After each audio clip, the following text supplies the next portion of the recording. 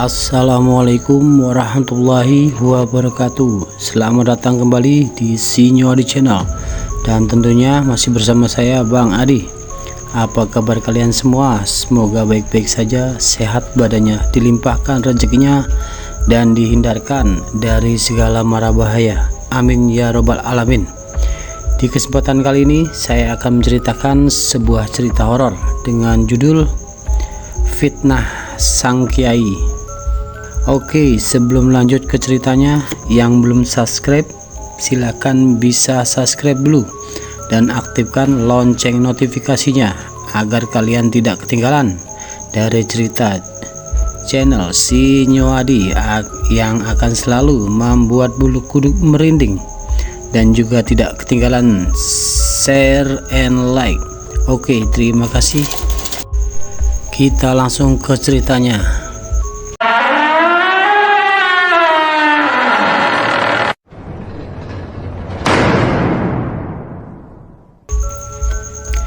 Kisah ini bermula dari sebuah desa yang berada di Sumatera.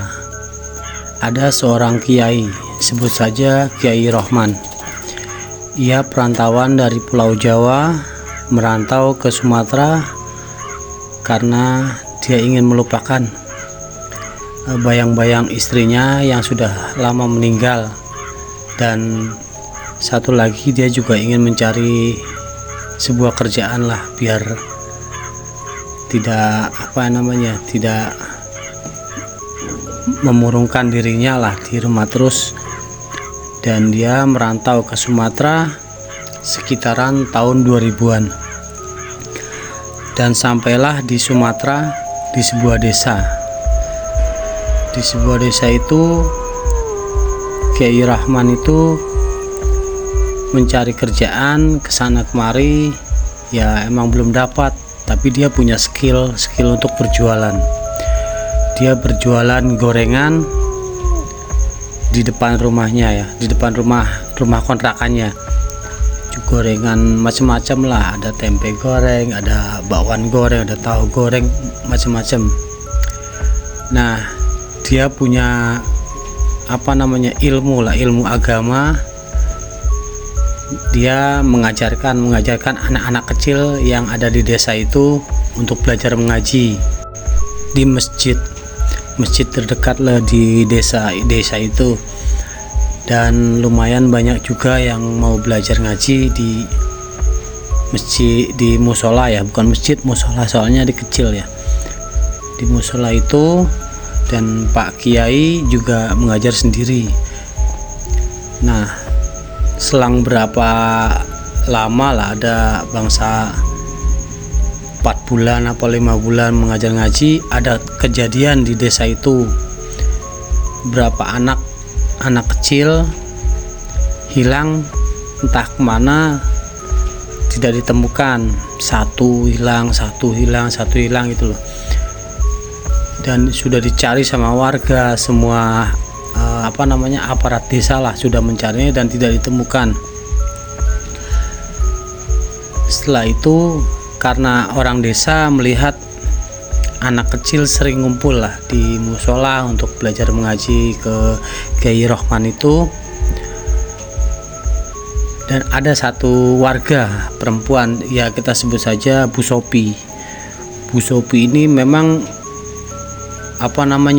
dari pertama Kiai Rohman itu pindah ke desa itu dan belajar mengajar ngaji ke anak-anak, dia kayaknya nggak suka banget lah, nggak suka banget, entah kenapa nggak suka banget. Makanya penduduk warga dibuat isu untuk membenci Kiai Rohman dengan alasan si Bu Sopi itu mungkin Kiai Rohman itu yang menculik anak-anak dan untuk dijadikan tumbal. Nah, dia membuat alibi lah ke warga setempat untuk untuk membenci Kiai Rohman dan supaya anak-anak kecil itu tidak boleh lagi mengaji di musola itu oleh Kiai Rohman. Dan warga pun terkena provokasi lah sama Bu Sopi itu, entah kenapa itu warga ngumpul dikomandokan sama Bu Sopi itu menggeruduk sebuah musola. Di dalamnya sedang ada pengajian setelah sholat ada pengajian, dan Bu Sopi itu berteriak lah lantang, "Woi Pak Kiai, keluar kamu, keluar!" Karena Bu Sopi itu teriak terus menerus lah untuk memanggil Pak Kiai itu untuk keluar. Dari dalam Pak Kiai mendengar, "Itu kenapa kau udah teriak-teriak suruh saya keluar?" Akhirnya Pak Kiai menyudahi pengajian itu. "Anak-anak, kamu terus mengaji ya, Bapak mau keluar dulu."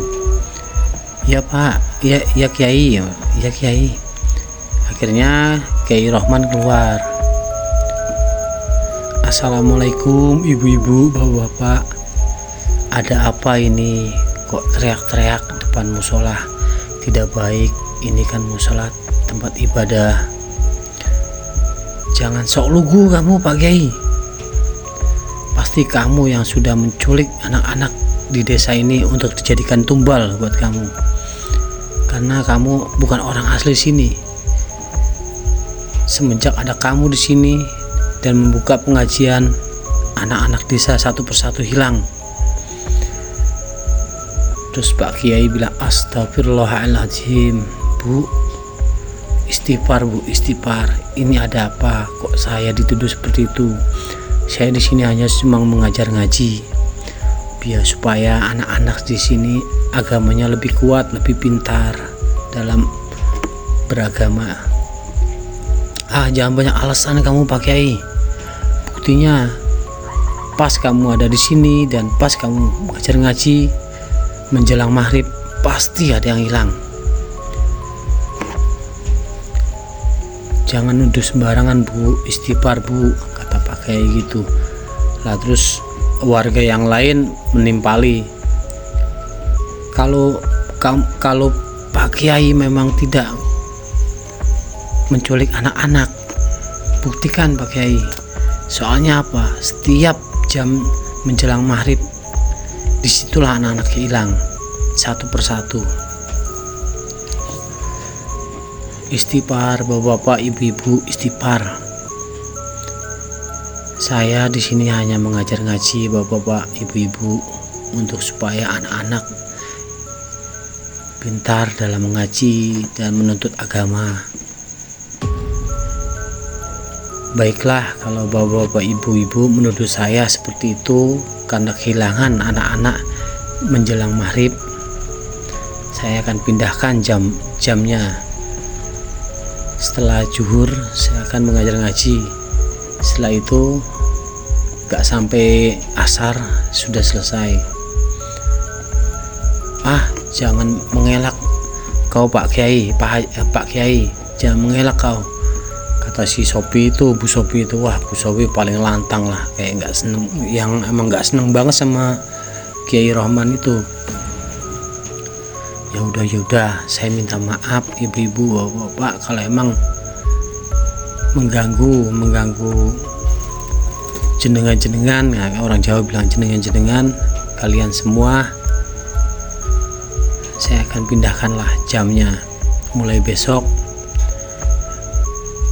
pokoknya kalau ada yang kehilangan lagi pasti kamu Pak Kiai. Astagfirullahaladzim Bu Sopi, istighfar Bu Sopi. Akhirnya sudah selesai itu, marah-marah warga pada pulang dan mengancam Bu Sopi itu kalau masih ada yang kehilangan lagi, Kiai itulah yang akan diusir. Akhirnya besokan hari Kiai memindahkan jadwal pengajian, mengaji ke anak-anak. Setelah zuhur, ba'da zuhur, anak-anak itu mengaji dan selesai sebelum ba'da asar. Sebelum asar, bukan ba'da asar, sebelum asar. Nah, setelah berapa hari kemudian ada lagi yang hilang itu, tapi hilangnya emang menjelang maghrib. Nah, emang bener-bener si Bu Sopi itu emang nggak suka sama Pak Kiai. Apapun lah dia rencanakan untuk mengusir Pak Kiai itu. Akhirnya pas kejadian kehilangan satu anak lagi, Pak Kiai digeruduk lagi sama warga dengan komando Bu Sopi ini. Setelah itu diteriakin lah di musola itu, "Woi Kiai, keluar kamu." Dan anak-anak yang di dalam itu pada ketakutan, yang nggak tahu apa-apa ketakutan. Akhirnya si Sopi itu bilang, "Kembalikan anak kami, kembalikan gimana Bu? Saya nggak tahu Bu. Saya di sini hanya mengajar ngaji. Di sela kesibukan saya berdagang. Ibu-ibu, panggil anak-anak kalian semua, suruh pulang. Jangan mau mengaji di sini. Jangan sampai anak-anak kita diculik sama Pak Kiai untuk jadiin tumbal." Akhirnya ibu-ibu memanggil anaknya yang pada ngaji itu suruh pulang. Akhirnya Pak Kiai udah nggak punya murid lagi lah di situ, nggak punya murid. Pak Kiai bingung. Dan Pak Kiai ibaratnya dimusuhin satu desa lah itulah. Tapi nggak semua lah, ada sebagian kecil nggak percaya sama omongan Bu Sopi dan masih percaya sama Pak Kiai itu. Setelah sepi, nggak ada pengajian, dan dagangan Pak Kiai juga selama terjadi itu dan selama ada demo dari Bu Sopi dan warga, sepi sekali dagangannya. Sedikit sekali yang terjual dan banyak sisa, dan sisa-sisanya itu ya dikasih ternak-ternak lah. Akhirnya Pak Kiai itu bingung, gimana ini, saya harus menyelesaikan masalah ini karena warga di sini sudah menuduh saya. Gimana caranya ya? Akhirnya sehari 2 hari Pak Kiai masih jualan gorengan dan melihatlah ada 2 orang anak kecil menghampiri Pak Kiai dengan wajah sedih, wajah murung. "Loh Nak, kenapa Nak? Kok wajahmu sedih sekali? Ada apa? Ada masalah apa?" Bilang sama bapak, "Pak Kiai, tolong ya Pak Kiai, aku boleh ngaji lagi di sini. Aku kepingin bisa belajar ngaji Pak Kiai." "Boleh-boleh saja Nak, boleh-boleh saja. Bapak senang kalau anak-anak mengaji di sini. Bapak senang mengajar kalian untuk pintar masalah agama. Tapi izin dulu sama orang tua kamu, diperbolehkan apa tidak?" "Pak Kiai, kalau saya izin nggak bakalan mungkin diperbolehkan Pak Kiai. Tahu sendirilah Pak Kiai, orang tua kita seperti itu. Tolonglah Pak Kiai, boleh ya." Nah, merengek lah anak-anak kecil itu. Akhirnya Pak Kiai merenung lah sebentar. Setelah merenung, dia bilang sama Pak Kiai, bilang sama anak-anak, baiklah anak-anak, kamu boleh mengaji tapi di rumah saya ya, di rumah bapak ya, ngajinya nggak di musola. Wah, pas di situ senang sekali anak-anak itu pada ore, alhamdulillah kita ngaji lagi. Nah, akhirnya Pak Kiai bilang sama anak-anak, tapi sebisa mungkin kalian izin sama orang tua ya, biar bapak tidak disalahkan lagi, disalahkan sama orang tua. Iya Pak Kiai, ya Kiai. Akhirnya anak-anak pulang, Pak Kiai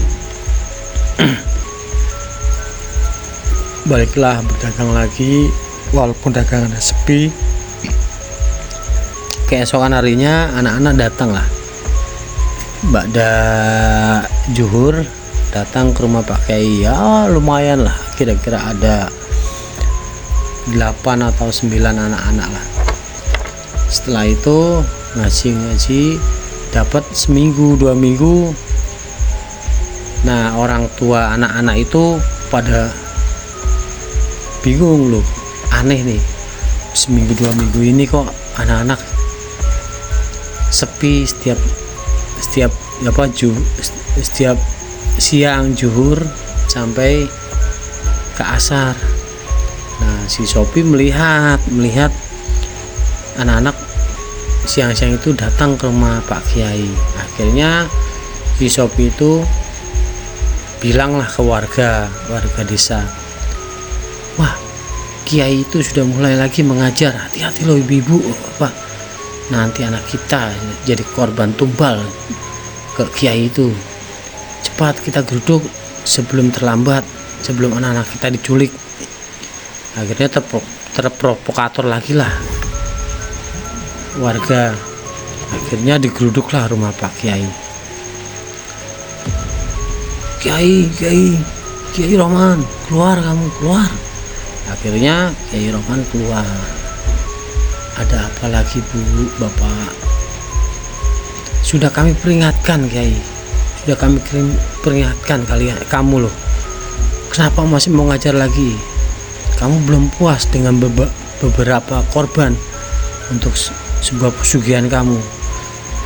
Astagfirullahaladzim Bu Sopi, sekali lagi saya ingatkan, tolong istighfar.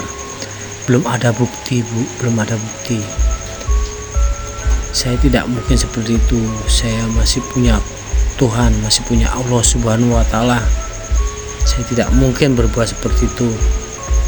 Nah, warga yang masih yang nggak benci sama Pak Kiai bilang, Bu Sopi, jangan seperti itu. Mana ada pesugihan orang yang belajar, yang pintar agama dan mau mengajar ngaji, kan nggak mungkin loh Bu Sopi. Kamu jangan ikut campur, kamu nggak tahu, saya yang tahu semua itu. Nah, akhirnya bapak siapa yang membela Pak Kiai disemprot habis-habisan. Wah, malum lah, wanita itu kalau lagi ngoceh itu nggak bisa lah dilawan, apalagi sama orang lelaki lah. Akhirnya gini aja Pak Kiai, kalau Pak Kiai besok masih mengajar ngaji ke anak-anak kami, saya akan usir Pak Kiai dari desa ini. Jangan tinggal di sini lagi. Akhirnya kan dagangannya Pak Kiai itu diobrak-abrik sama Sopi, sama keluarga lah, sampai berantakan. Akhirnya anak-anaknya dibawa pulang, disuruh pulang, dan semua warga pulang. Pak Kiai sedih lah, Kiai Rohman, membereskan dagangan yang hancur lah, ibaratnya dibuang-buang sama warga. Dan sebut saja Mas Maji itu yang masih percaya sama Kiai, sabar ya Pak Kiai, sabar. Iya Mas Maji, saya sabar, insya Allah saya sabar, saya masih punya Allah. Biasa, hidup itu penuh cobaan. Iya Pak Kiai. Wah, untung Pak Kiai, coba kalau saya, saya udah nggak tahu lah kayak apa lah. Makanya belajar ilmu agama itu penting, Mas Maji. Iya Pak Kiai, siap Pak Kiai. Akhirnya di malam itu Pak Kiai berpikir, ini kehilangan anak-anak desa ini. Semua warga menuduh saya dalang dari kehilangan anak-anak desa ini. Saya yang dituduh karena menculik karena pesugihan. Apa yang harus saya perbuat? Tiap malam Pak Kiai Rohman ini berdoa, sujud kepada Allah SWT, minta petunjuk. Dan alhamdulillah dari sholatnya malamnya itu Pak Kiai mendapatkan petunjuk lah, ilham apa gimana ya, disuruh untuk berjalan ke sebuah rumah orang pintar, maksudnya ke sebuah rumah yang ada di dalam hutan, yang di dalam ya hutan lah ya. Akhirnya keesokan harinya Kiai Rohman itu mantap lah untuk mendatangi rumah itu dengan perbekalan yang dipersiapkan sama Kiai Rohman itu, dari air mineral, dari makanan yang udah dibungkus segala macam rupa. Tapi Kiai Rohman itu aslinya mau berangkat tuh pagi-pagi banget, dan dia tergesa-gesa untuk menyiapkan segala sesuatunya untuk perjalanan. Akhirnya ternyata makanan dan minumannya untuk perbekalannya Kiai Rohman itu ketinggalan, udah dimasukin semua tanpa melihat menoleh ke dalam rumah lagi. Kiai Rohman itu melangkahlah keluar rumah, langsung berjalan. Nah, di tengah perjalanan di desa itu ketemulah sama si Bu Sopi itu yang bener-bener benci sama Pak Kiai Rohman. Hei Kiai, mau kemana kamu? Mencari mangsa lagi ya? Mencari mangsa untuk dikorbankan untuk pesugihan. Kiai Rohman langsung mengelus dada dan menyebut astagfirullahaladzim, astagfirullahaladzim. Bu Sopi, istighfar Bu, istighfar. Tidak baik menuduh orang tanpa bukti Bu, dosa itu tidak boleh. Jangan banyak alasan kamu Pak Kiai. Aku pastilah kamu akan mencari mangsa lagi, karena di sini sudah ketahuan sama warga, kamu pasti akan ke desa lain untuk mencari korban. Akhirnya Pak Kiai hampirlah terpancing emosinya dan diajukanlah si Sopi itu. Pak Kiai melangkah, ditinggalkan si Sopi masih ngoceh-ngoceh aja, tapi diajukan sama Kiai, ditinggal. Si Sopi langsung, woi, saya lagi bicara, kamu nggak sopan Pak Kiai, pergi saja. Ngajar, aku dicuekin. Akhirnya wis tuh, sambil ngedumel lah Sopi sambil berjalan. Akhirnya Pak Kiai melangkah berjalan, dan dia teringat sama Mas Maji itu. Mas Maji pernah bicara, Pak Kiai, di sini ada orang pintar Pak Kiai, ada orang pintar, hidupnya itu di tengah hutan. Di tengah hutan, di perbatasan desa ini. Dia orang paling dituakan lah di tempat desa ini. Dia tinggalnya di tengah hutan. Gitu ya. Terima kasih Mas Maji. Dia ingatlah di situ, dan Pak Kiai bilang, ya mungkin yang dalam bisikanku tadi malam sholat tahajud, mungkin ya apa yang dibilang Maji itu orang itu. Akhirnya Kiai Rohman itu melangkah menelusuri jalan memasuki hutan. Akhirnya ketemulah itu sebuah bilik rumah. Wah, mungkin ini rumahnya. soalnya satu-satunya rumah yang ada di hutan ini aja, karena tanpa penerangan lah. Akhirnya sampailah rumah si Mbah itu, sebut saja Mbah Joyo. Diketok lah sama Kiai. Tok tok tok tok. Assalamualaikum. Tok tok tok tok. Assalamualaikum. Mbah Joyo. Akhirnya nggak lama dibuka lah pintunya. Krek. Waalaikumsalam. Nah, wow, Mbah Joyo itu umurnya bangsa ada 80-an lebih lah. Manggil Kiai Rohman itu nak. Waalaikumsalam. Oh, ada apa nak datang kemari? Mohon maaf Mbah, saya Rohman mau silaturahmi ke Mbah Joyo. Oh gitu, ya udah silakan masuk nak. Terima kasih Mbah. Akhirnya masuklah Rohman dan Mbah Joyo itu, silakan duduk nak, silakan duduk. Akhirnya si Kiai Rohman duduk. Ada hal apa nak datang kemari, ada keperluan apa? Terus Kiai Rohman bilang, selain saya mau silaturahmi ke Mbah Joyo, saya ingin menanyakan sesuatu Mbah. Di desa kami anak-anak kecil pada hilang Mbah, entah kemana, dan warga menuduh saya sebagai penculik anak-anak itu untuk pesugihan Mbah.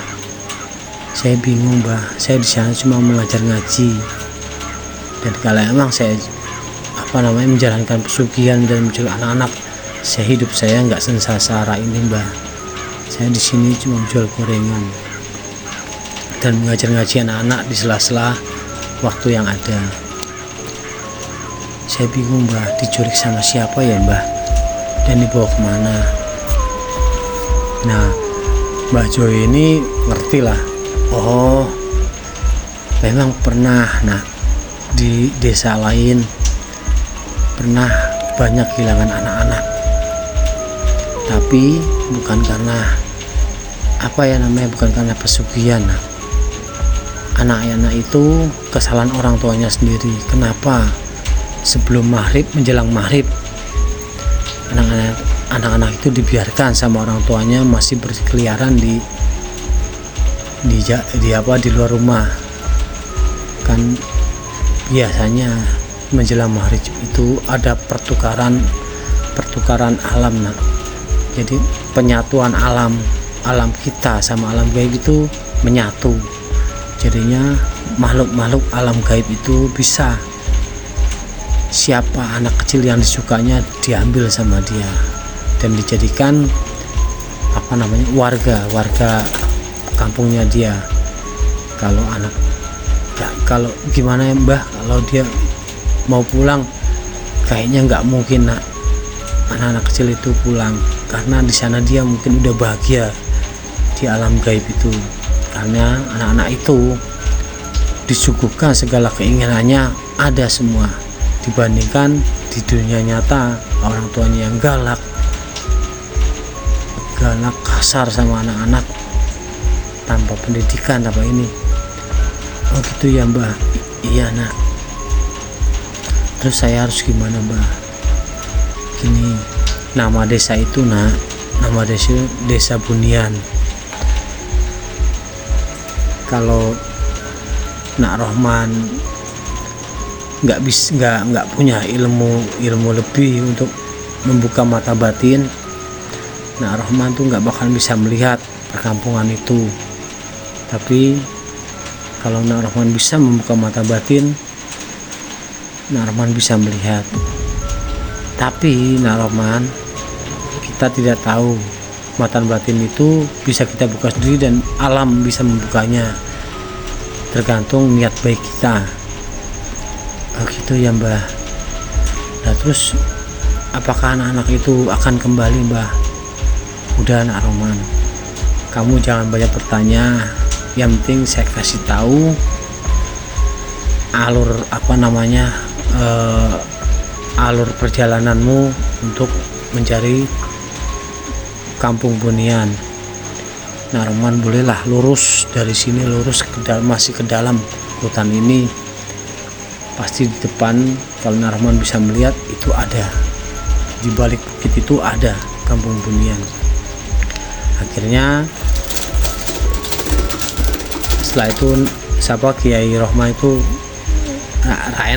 nggak enak lah untuk bertanya lagi karena udah kebanyakan nanya dan Mbah Joyo udah gimana gitu jawabnya dari tadi. Akhirnya ya udah Mbah, terima kasih banyak Mbah atas pemberitahuannya, atas informasinya.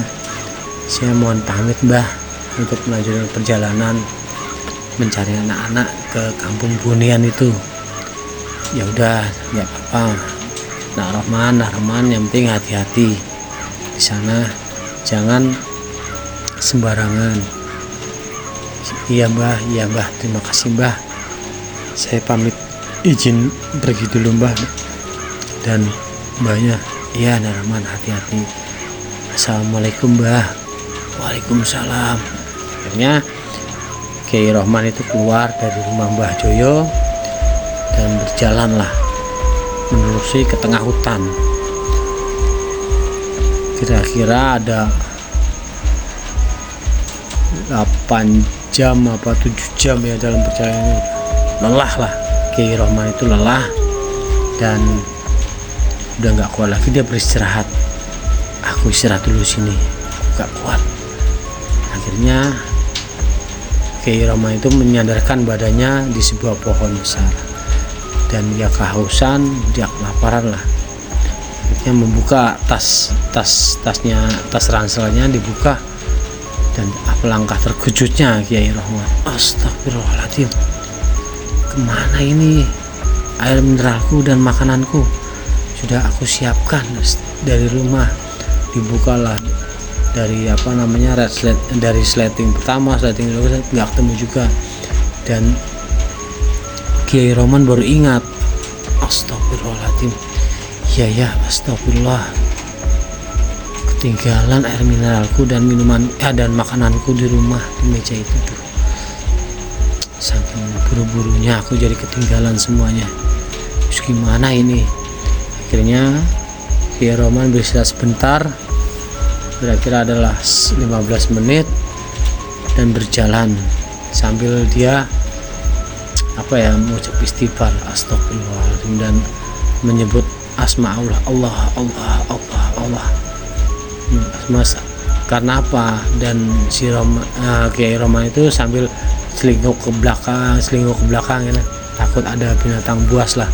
Kalau untuk masalah makhluk halus, Kiai Rohman nggak takut lah untuk masalah itu karena dia udah dibekali ilmu. Akhirnya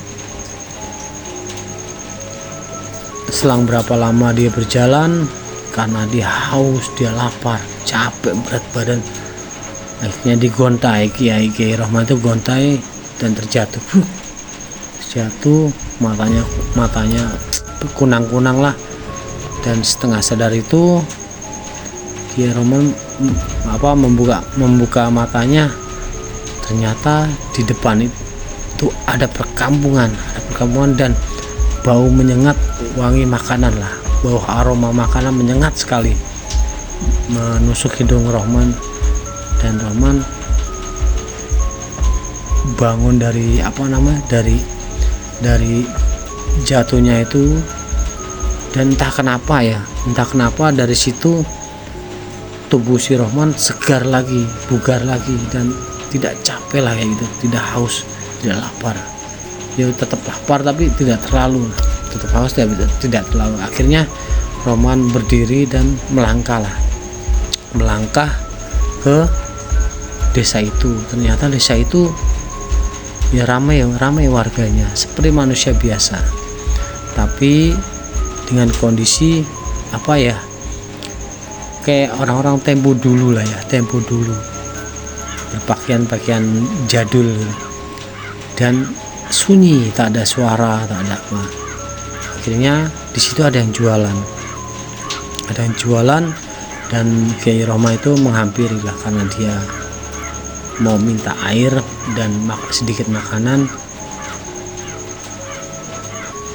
Assalamualaikum Bu, mohon maaf, saya lapar, saya haus, bolehkah saya meminta makanan dan minuman sedikit aja. Dan ibu-ibu yang di situ itu menunjuk ke depan tanpa bersuara, menunjuk ke rumah besar lah.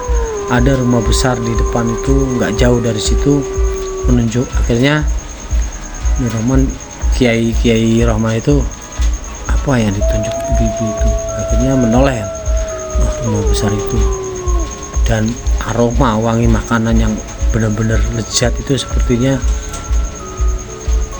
bersumber dari rumah itu. Akhirnya tanpa permisi Kiai Rohman melangkah ke rumah besar itu. Setelah Kiai Rohman melangkah mendekati rumah itu, ternyata wangi dari aroma makanan itu semakin menyengat di hidung, dan Kiai Rohman itu semakin lapar lah karena mencium aroma seperti itu, aroma makanan yang paling nikmat kayaknya. Akhirnya didodok lah tanpa disadari, setengah sadar Kiai Rohman itu didodok lah rumah itu. Dak. Yang anehnya Kiai Rohman setiap datang ke rumah siapapun dia mengucap salam, dan di sini dia tidak mengucap salam, tetap modern. Akhirnya dibukalah pintu itu, terlihatlah sosok wanita cantik sekali. Wanita itu kayaknya menyuruh masuk, silakan masuk Pak. Akhirnya dibukalah pintu itu dan masuk. Kiai Rohman itu masuk ke dalam rumah dan melihat Kiai Rohman itu di sekeliling rumah itu, wah, megah sekali rumahnya, megah sekali. Dindingnya dari pokoknya megah segala sesuatunya di rumah itu megah sekali. Dan tepat di ruangan tamu, Kiai Rohman disuruh duduk. Pak, silakan duduk. Akhirnya Kiai Rohman duduk, dan wanita itu pergi dari sisi Kiai Rohman, masuk ke dalam kamar ya. Akhirnya Kiai Rohman melingkuk lihat keadaan rumah itu, dan aroma makanan semakin menyengat. Wah, sampai lapar sekali tuh Kiai Rohman. Akhirnya datanglah wanita cantik itu dengan berpakaian kayak pakaian kebaya kayak gitu, cantik sekali. Datang menghampiri Kiai Rohman membawa senampan makanan yang istimewa sekali. Ada ayam, ada macam-macam lah, makanan nikmat. Maka menghampiri Kiai Rohman, Pak, ini ada makanan Pak, silakan dimakan. Ini khusus buat Bapak, khusus buat tamu. Setiap tamu yang datang kemari pasti di awal mulanya disuguhkan makanan yang enak seperti ini. Kiai Rohman bingung, kok tahu ya saya lagi lapar, dan melihat wah makanannya enak-enak ya, nikmat sekali. Dan Kiai Rohman tetap masih berpikir apakah ini halal. Akhirnya karena lapar sekali, nggak kuat lah, Kiai Rohman langsung melahap lah makanan itu. Setelah makan dia ingat apa yang dikatakan Mbah Joyo. Astagfirullahaladzim, mungkin ini kali ya Kampung Bunian. Karena aku melihat wanita itu dari bibirnya tidak ada tekukan di bawah hidung itu. Biasanya kalau orang normal itu ada tekukan, ini tidak ada. Akhirnya aku yakin ini Kampung Bunian. Akhirnya setelah makan, Kiai Rohman, apakah tidak haram makan makanan dari orang bukan makhluk bangsa manusia sendiri, tapi Tapi Kiai Roman ya istighfar, astagfirullahaladzim, mohon maaf ya Allah, saya sudah makan seperti inilah, mohon ampunan lah. Akhirnya langsung Kiai Roman bertanya, Mbak, saya Rohman, saya ingin bertanya Mbak, saya ingin bertanya sama Mbak, apakah anak-anak kecil yang ada di desa saya berada di sini Mbak? Akhirnya wanita cantik itu berkata ke Kiai Roman, iya, emang kenapa? Dia suka di sini, dia bahagia di sini. Bukan seperti itu Mbak, mohon maaf sebelumnya.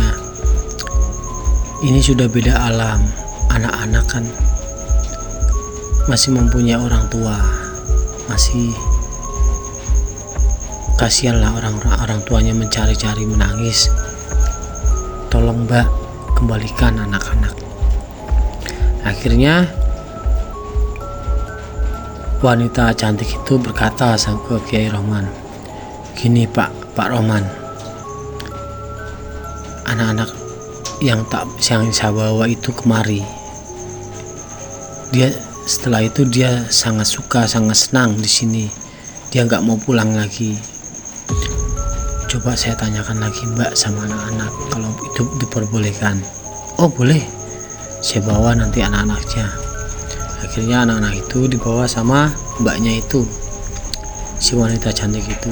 Coba kamu tanyakan Pak Roman sama anak-anak, mau nggak dibawa pulang? Akhirnya Pak Roman bilang, Nak, ibu kamu sudah mencari kamu berhari-hari. Kasihan ibu kamu, bapak kamu menangis. Pulang ya, ini bukan tempat kamu. Awalnya sih nggak mau Pak, nggak mau. Aku enak di sini, aku senang di sini. Apapun yang aku inginkan terkabul di sini, ada semua di sini. Akhirnya wanita cantik itu menimpali. Nah, kamu dengar sendiri Pak, apa katakan anak-anak. Dia suka di sini, dia senang sekali di sini. Tapi Mbak, ini bukan alamnya dia. Tolong Mbak, kasih kesempatan untuk anak-anak ini pulang. Akhirnya wanita cantik itu memperbolehkan, tapi dengan syarat bahwa orang tua anak-anak ini jangan menyakiti anak-anaknya, jangan sekali-sekali menyakiti, dan jangan sampai keluar sebelum maghrib. Kalau itu masih terjadi lagi, saya akan bawa lagi dan tidak akan boleh balik lagi ke alamnya mereka. Akhirnya Kiai Roman dengan tidak mikir panjang menyanggupilah segala sesuatu. Dan satu lagi, Pak Roman juga akan saya bawa sini untuk mempertanggungjawabkan segala sesuatunya, dan di sini tetap Pak Roman diadili di sini, dan Pak Roman juga tidak akan bisa kembali lagi. Iya Mbak, saya siap, saya bertanggung jawab untuk masalah perjanjian seperti itu. Akhirnya ya udah, kalau Pak Roman sudah siap untuk semuanya itu dengan persyaratannya, silahkan bawa anak-anak. Pak Roman pulang aja duluan, nanti anak-anak kami antar di ujung desa. Tapi benar ya Mbak, akan dibawa pulang, saya janji. Akhirnya setelah itu Pak Roman keluarlah. Saya izin Mbak, saya banyak-banyak terima kasih sama Mbak untuk memperbolehkan anak-anak pulang. Akhirnya pulanglah Pak Kiai Roman itu keluar rumah. Nggak berapa lama melangkah, Pak Roman itu pingsan. Dan ternyata Pak Roman itu sadar masih ada di bawah pohon yang awal mula Pak Rohman itu terjatuh lemah. Tersadarlah di situ, astagfirullahaladzim, aku di mana ini? Apakah tadi itu mimpi saya ke rumah Bunian seperti itu? Mudah-mudahan itu nyata dan aku bisa membawa pulang anak-anak. Akhirnya Rohman, karena Kiai Rohman itu sudah makan lah sana, jadi tenaganya sehat lagi. Kiai Rohman pulang, sampai Kiai Rohman pulang itu ternyata di malam hari sampai desanya itu. Di malam hari pas mau sampai ke rumahnya, ternyata ada Mas Maji depan rumahnya, dan Mas Maji melihat Kiai Rohman berjalan menuju rumahnya dan menjemputlah, kagetlah Maji. Astagfirullahaladzim, Pak Kiai udah pulang. Loh, kamu kenapa Mas Maji sampai kaget seperti itu? Pak Kiai, saya kira Pak Kiai udah pergi dari kampung ini karena sudah 2 hari Pak Kiai nggak pulang. Nah, makanya saya tetap menjaga rumah Pak Kiai dan membersihkan rumah Pak Kiai, jaga-jaga Pak Kiai pulang lagi kemari, jadi rumahnya tetap bersih. Loh, 2 hari? Iya Pak Kiai, 2 hari. Loh, kayaknya baru berapa jam deh aku keluar kok udah 2 hari. Ternyata alam gaib dan alam manusia itu beda. Jadi alam gaib itu lebih lamban dibandingkan alam nyata. Jadi alam nyata itu kira-kira sudah 2 hari atau 3 hari. Nah, di alam gaib itu lamban sekali, paling tinggal cuma berapa jam lah. Nah, seperti itu. Kalau penuturan saya mendengar cerita-cerita seperti itu, alam gaib itu lebih lamban lah. Nah, pas si Maji itu kaget, akhirnya menceritakan ke Pak Kiai. Pak Kiai menjawab, saya cuma berapa jam aja loh keluar dari rumah kok kamu seperti. Bener Pak Kiai. Kalau Pak Kiai nggak percaya ini hari apa, dan Pak Kiai mengingatnya hari apa, ternyata benar sudah 2 hari Pak Kiai keluar dari rumahnya itu. Nah, obrol si Maji nggak pulang ke rumahnya, karena walaupun Pak Kiai sudah sampai rumahnya, karena udah larut malam lah, udah nanggunglah di rumah Pak Kiai rumah Pak Kiai aja walaupun di depan. Akhirnya si Maji tidur di rumah Pak Kiai, dan besokannya Pak Kiai tetap berjualan, dan setelah pada zuhur anak-anak itu menghampiri rumah Pak Kiai. Nah, Kiai Rohman itu kaget, loh, ramai sekali. Loh, ini kan yang kemarin saya temukan di desa Bunian itu. Loh, sudah pulang tuh. Akhirnya, loh, le ya sini ngumpul. Akhirnya ngumpul lah, dan Pak Kiai ayo ngaji lagi. Akhirnya ngaji. Setelah itu adalah berapa warga itu mendatangi Pak Kiai dan bilang, Pak Kiai, mohon maaf Pak Kiai, kemarin kami sudah seujon sama Pak Kiai, mempunyai pesugihan.